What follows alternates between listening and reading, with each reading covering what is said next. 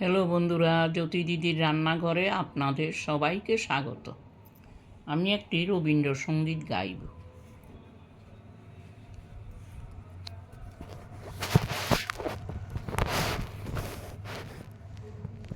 আমার মনের কোণে বাইরে, আমার মনের কোণের বাইরে আমি জানলা খুলে ক্ষণে ক্ষণে চাই রে, আমার মনের কোণে বাইরে কোন অনেক দূরে উদাস সুরে আভার যে কার পাইরে আছে আছে নাই রে, আমার মনের কোণে বাইরে।